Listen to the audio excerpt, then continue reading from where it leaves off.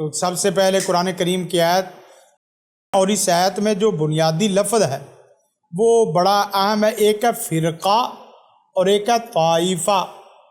فرقہ اور طائفہ، یہ آپ کو پتہ ہے کہ سورۃ توبہ کی آیت ہے کہ وہاں سارے جہاد فی سبیل اللہ، سبھی لوگ زمینی سرحدوں کی حفاظت کے لیے نہ نکل جاؤ، کچھ لوگ ایسے بھی ہونے چاہیے جو زمینی سرحدوں کی حفاظت کے ساتھ ساتھ نظریاتی سرحدوں کی کیا کرنے والے ہوں، حفاظت کرنے والے ہوں۔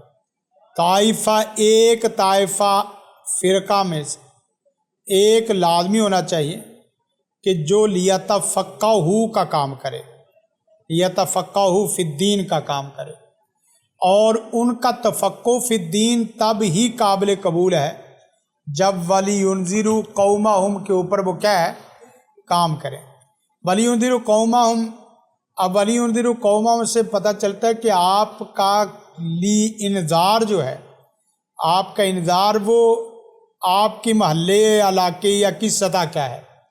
پھر اس کے بعد آگے دیکھیں گے تو رسول کائنات کی حدیث ہے، مَن یرید اللہ بہ خیرا یفقہہ فی الدین، جس کے ساتھ اللہ تعالیٰ بھلائی کا ارادہ کرتا ہے، اسے دنیا مافیہ کی ساری چیزیں دینا چاہتا ہے، اسے پورے دین کی پراپر مستقل بنیادوں میں تفقہ فی الدین عطا کرتا رہتا ہے۔ اب اس کی وضاحت ہم نے پیچھے کر بھی دی تھی، اور اس کی تقریباً سیر اصل بات کہ یہاں تفقہ فی الدین اور خیرن آپس میں ان چیزوں کو جوڑ کے دیکھیں گے نا، یرید کو یفقہ کے ساتھ جوڑیں گے تو اگر یرید کا ارادہ یفقہ تک پہنچا ہے تو یہ یفقہ بہت گہرائی سے حاصل ہوگا، اور وہی ہوگا جو حقیقی ہے۔ بات سمجھ رہے کہ یرید کو یفقہ کے ساتھ، اور پھر یفقہ کا صلہ فی الدین کی شکل میں اس طرح آئے کہ آپ کو واقعتاً اللہ تعالیٰ ایک ایسی بصیرت اور حکمت اور فہم و بصیرت عطا فرما دے کہ جس میں واقعتاً قرآن و سنت کا صحیح نالج بھی ہو، علم بھی، تفقہ بھی ہو۔ پھر اصول فقہ کا تعارف اور تصور میں کیا ہے، تفقہ فی الدین کا جامع تصور سب سے پہلے ہے تفقہ فی الدین، دین میں گہرا فہم حاصل کرنا عالم کے لیے انتہائی ضروری ہے اور مفید عمل ہے۔ تفقہ فی الدین سے مراد وہ فہم و فراست ہے جو انسان کو بحیثیت فرد اور معاشرے کو بدلنے کی صلاحیت رکھتی ہے۔ اگر آپ کسی نت نئے مسئلے کو، پیش آمدہ مسئلے کو آپ اس کی جانکاری نہ کر سکے، اس سے حل نہ کر سکے، تو بچے آپ کا تعلق اصول فقہ سے نہیں ہے، آپ عالم بھی اس طرح نہیں ہیں۔ آپ دائی ہو سکتے ہیں، واعظ ہو سکتے ہیں، آپ اس کے علاوہ دیگر ناموں میں آ سکتے ہیں، عالم باللہ جو ہے وہ برکیف جو میں نے یہاں بتایا وہی ہونا چاہیے، اس کے اندر صلاحیت ہو، نت نئے مسائل کے اندر، وہ نت نئے مسائل کے سمندر میں کودنے کی اسے عادت ہو گئی ہو۔ کیا جملہ بولا؟ نت نئے پیش آمدہ مسائل میں، مسائل کے سمندر میں کودنے کی عادت ہو گئی ہو، چاہے جائے کہ چند اخلاقی یا فضائل فوائد سے متعلقہ مسائل اسی کو جمعے کا موضوع، اسی کو درس کا موضوع، اسی کو اپنی تدریس کا موضوع بنائے، نہیں، نت نئے جتنے مسائل ہیں وہ اس کو پورا ایک سمندر ہو، اور سمندر میں روزانہ اس کو نہانے کی کیا ہو، عادت ہو گئی ہو، اور اس عادت کے بغیر وہ رہ نہ سکتا ہو، روزانہ اسے جدید مسائل پہ نظر ہو اور اس کی تحلیل کا بھی اس کا اندازہ ہو۔ پھر اس کے ساتھ ساتھ جو علم کسی کی شخصیت اور معاشرے میں حقیقی نکھار پیدا نہ کرے اور دنیا آخرت میں مستقل فائدہ نہ دے تو وہ علم نہیں، معلومات یا فن ہے، علوم نہیں ہے، وہ فنون ہے۔ بات سمجھ رہے، وہ معلومات ہے، معلومات سے علم کا سفر یہ اصل عالم کا سفر ہوتا ہے۔ ان لوگوں سے کبھی پوچھ لینا کہ علم کی تعریف کیا ہے تو آپ یقین کریں علم کی تعریف کرنا ہی مشکل ہو جائے گا۔ علم کی تعریف جاننا، خبر کرنا، پہچاننا، معرفت، یہ ساری چیزیں، میں نے کہا یہ ساری تو کتا بھی جانتا ہے۔ پھر یعنی اگر ایک صاحب تھے تو وہ تھوڑا، میں نے کہا یہ کتا بھی جانتا ہے کیا اس نے کھانا کیا نہیں کھانا، کس پہ بھونکنا ہے، اسے بھی وہ یہ بھی جانتا ہے۔ بات سمجھ رہے کہ نہیں؟ تو آپ جس چیز کو دیکھیں اس کے متعلق میں نے پیچھے اس کی تعریف وضاحت کر بھی دی تھی۔ تو اسی طرح ظاہر سے ظاہر تک اور ظاہر سے باطن تک کا سفر. مثلا آپ دیکھیں کوئی بھی لفظ ہے نا بچے، میں نے 3 جہتیں دی تھی آپ کو. ایک تو بلندی لینی ہے، ایک گہرائی لینی ہے، اور ایک وسعت لینی ہے. بلندی میں اگر آپ 7 آسمانوں کو کراس کر کے عرش عظیم تک پہنچ گئے، اللہ تک نہیں پہنچے، تعلق باللہ تک نہیں پہنچے، تو بچے آپ کا علم ظاہری ہے اور آپ کا علم سطحی ہے، بلند نہیں ہے. یعنی آپ اتنے بلند چاہے جائے کہ آپ اوپر 10 مرلے پلادے کے اوپر آپ کھڑے ہو جائیں، 2 منزلہ پلادے کے اوپر جائے نا آنکھ. لفظ کی اتنی گہرائی، اتنی بلندی. آپ دیکھیں ہمارے پاس نا بچے چند لفظوں کے یا چند آیتوں کے چند نکات ہوتے ہیں جو لوگوں کو متاثر کرنے کے لیے، وگرنہ تو آپ سورۃ فاتحہ سے شروع کر دیں اور ناس تک جائیں، ہر لفظ بولے کہ آپ کو سمجھائی ہے اور آپ بولے کہ آپ کو لفظ سمجھ آیا. ایک ایک لفظ کے اوپر ڈیرے ڈالے اور اس کے اندر پوری بصیرت. مثلا دیکھیں نا، ان فی خلق السماوات والارض واختلاف اللیل والنہار لآیات لأولی الالباب. اولی الالباب، اب اولی الالباب، اولی الالباب یہ مضاف مضاف الیہ مل کے کیا بنے گا؟ آگے والی چلائے تو کیا بنے گا؟ موصوف. لأولی الالباب اس کو مضاف مضاف الیہ میں لا کے کیا بنائیں گے؟ موصوف. عقل والے، عقل والے کی پہلی صفت کیا ہے؟ الذین یذکرون اللہ قیاما وقعودا وعلی جنوبہم. یہ سارے معطوف اللہ معطوف مل کے الذین اسم موصولہ کا کیا بن جائے گا؟ صلہ بن جائے گا. ادھر یہ ایک دفعہ روک کے چلے تو یہ موصوف کی کیا بن جائے گی؟ پہلی صفت بن جائے گی. تو جس بچے کے زبان پہ اللہ کا ذکر تینوں حالتوں میں نہیں ہے، قعوداً، قیاماً اور جنوباً، بات سمجھ رہے؟ تو وہ سمجھے کہ کیا ہے، وہ عقل والا ہے. ابھی تو اس کی عقل پوری نہیں ہے، نقل کہاں پوری ہونی ہے، عقل پوری نہیں ہے بچے. اور جس کی زبان میں اللہ کا نام نہیں، اس کے دل میں اللہ کا نام ہو سکتا ہے؟ بات سمجھ رہے کہ زبان پہ اللہ کا نام نہیں ہے تو، اور یہ تو جدید ریسرچ بھی ہے کیا کہ کسی چیز کا یا شخصیت کا زبان پہ کچھ گھنٹے نام چلنا شروع ہو جائے تو اس زبان کے لفظوں کا دل سے لنک جڑنا شروع ہو جاتا ہے. تو جب زبان پہ اللہ کا نام نہیں ہے تو دلوں پہ اللہ کا نام کیسے آنا بھائی؟ اور جتنا ہے اتنا ہی آنا ہے. آپ کم از کم بچے صبح و شام کے اور سونے کے اذکار وہ تو ہیں ہی ہیں، لیکن سبحان اللہ و بحمدی، سبحان اللہ العظیم، سبحان اللہ و بحمدی، سبحان اللہ والحمد للہ ولا الہ الا اللہ واللہ اکبر ولا حول ولا قوۃ الا باللہ العلی العظیم. اور اس کے ساتھ ساتھ لا الہ الا اللہ وحدہ لا شریک لہ الملک ولہ الحمد یحیی ویمیت وہو علی کل شیء قدیر. کتنے ہو گئے؟ 4. اور نمبر 5 استغفر اللہ الذی لا الہ الا هو الحی القیوم واتوب الیہ. نمبر 6 درود پاک اللہم صلی علی محمد وعلی آل محمد. نمبر جو نا وہ 6 کیا 7 کیا ہیں؟ یا حی یا قیوم برحمتک استغیث. اور نمبر 8 حسبنا اللہ و نعم الوکیل. اس کی تسبیح کم از کم عالم کو لازمی روزانہ کرنی چاہیے. میں نے ایک بچوں کو پوچھ لیا، میں نے کہا یار بخاری سے فارغ ہو رہے ہو، سبحان اللہ وبی حمدی سبحان اللہ العظیم، آپ یہ آخری حدیث ہے. کوئی بچہ بتائے کہ 1 مہینہ اس کی تسبیح کی ہو، سبحان اللہ وبی حمدی سبحان اللہ العظیم. یہ تسبیحات ہیں، سب کو کہتے رہیں کہ 4 کلمات اللہ کو بڑے محبوب ہیں، اور وہ محبوب کلمات آپ کی زبان پہ ہے نہیں. یہ تسبیحات کریں گے کہ نہیں؟ انشاءاللہ. ہاں چلیں، یہ آگے دیکھیں آگے کیا ہے. ویسے لفظ الذین یذکرون اللہ قیاما وقعودا وعلی آگے لفظ دیکھیں کتنا پیارا ہے، وَيَتَفَكَّرُونَ فی، یہاں تھوڑا سا غور کر کے دیکھو نا تاکہ یہ اصول فقہ کا تعارف ہے۔ وَيَتَفَكَّرُونَ فی، تفکر کے اندر صیغہ کون سا ہے؟ یتفکرون، جمع کا، مضارع کا، غیب کا، اجتماعیت کا۔ اجتماعیت کا مطلب پوری کلاس ہی ہو، پورا ادارہ ہی ہو، جو لیتفقہوا فی الدین ویتفکرون۔ آپ اندازہ کریں کہ پوری ایک جماعت کھڑی ہو جو تفکر تدبر کرنے والی۔ اور سلیبس دیکھیں، عام بندے کو دیا زیالوجی، آپ بندوں کو دیا ایگریکلچر، آپ بندے کو دیا، وہ کہا تو چھوٹا آدمی تو چھوٹے کام کر، تو چھوٹا آدمی ہے تو چھوٹے کام کر، چھوٹے ڈپارٹمنٹ تیرے انسٹیٹیوٹ ہے چھوٹے چھوٹے، تو کائناتوں کا نہیں ہے بندہ، تو چھوٹے چھوٹے انسٹیٹیوٹ کا ہے۔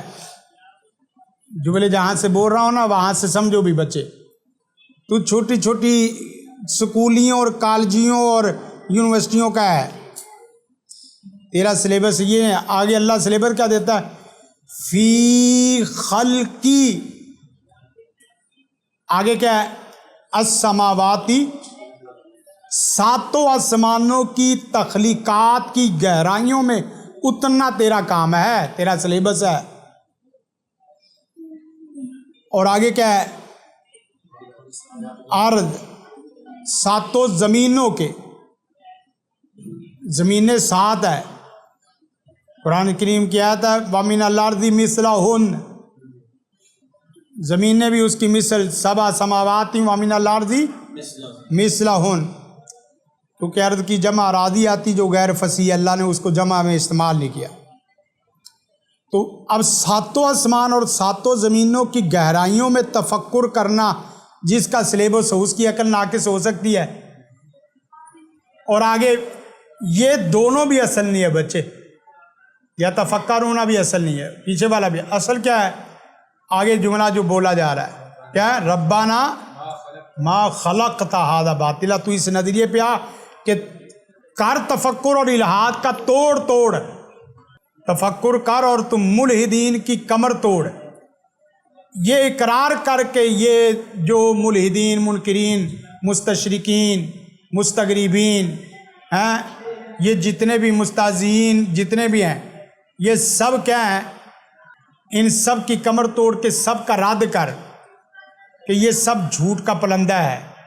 ما خلقت ھذا باطلا، اور باطلاً کیا ہے؟ ما خلقت ھذا باطلاً، باطلاً نکرہ کی شکل میں، ایک رمق باطل نہیں ہے۔ اور آگے کے لفظ کیا ہے؟ سبحانک، جو اس نظریے پہ آتا ہے تفکر کا دعویٰ کرے اور پھر یہ انکار کرے کہ خدا نہیں ہے، فرمایا کیا؟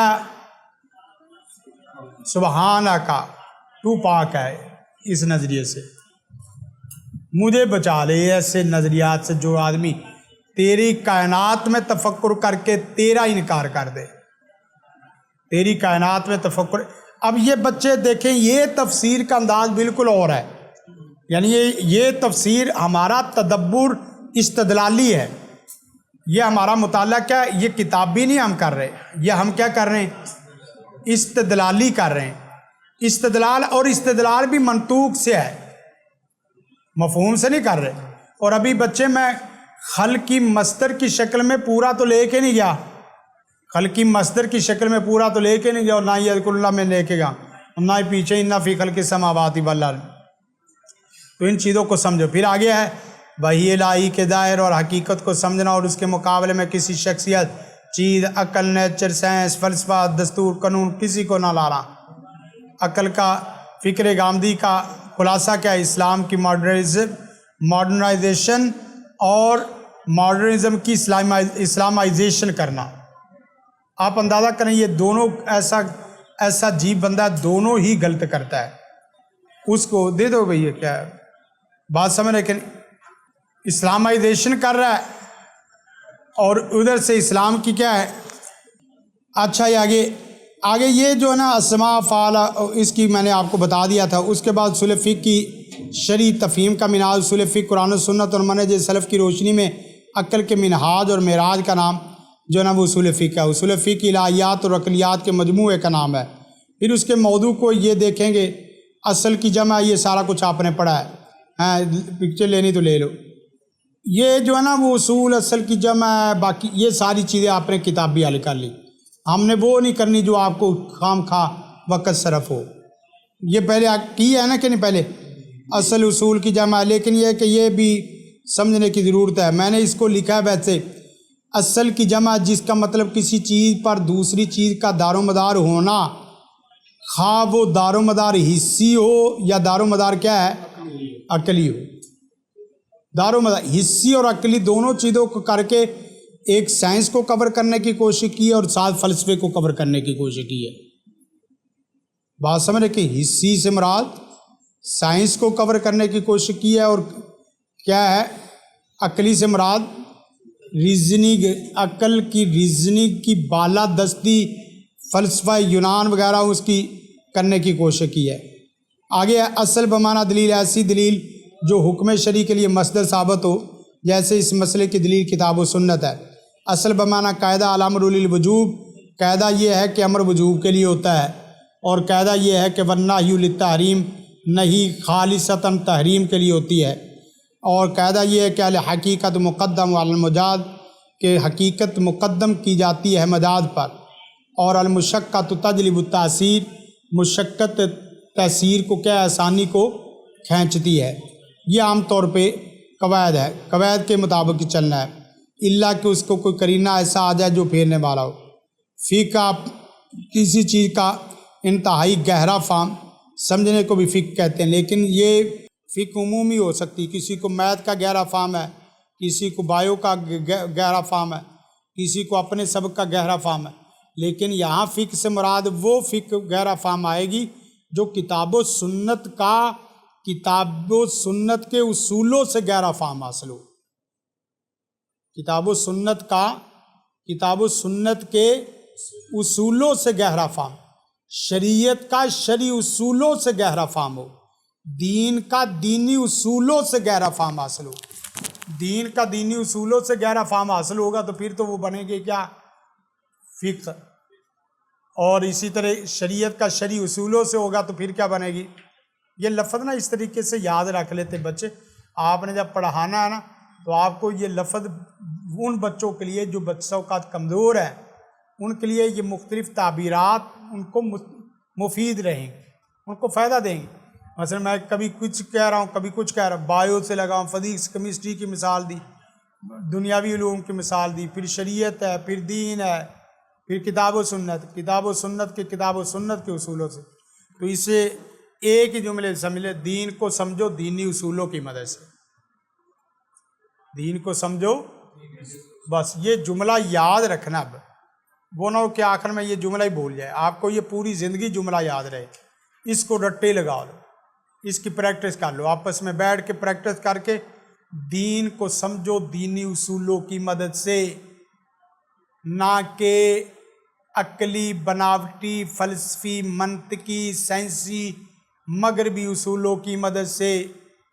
یہ آپ اسٹیٹس بنا لو ایک، دین کو سمجھو دینی اصولوں، اور یا اس کا کلیئر کر لو، اس کا یہ بڑا فائدہ دے دے گا۔ میں نے جملہ بولا تھا خدا کو کے سلیبس سے، ہو سکتا ہے بھئی ایک خدا کو خدا کے سلیبس سے سمجھائے گا، دینی اصولوں سے سمجھو، آیت کے اوپر لگاتے ہیں دین، میڈیکل فزکس کے اوپر، تو یہ کون میتھ کے ادھر اصول لگا رہے ہیں؟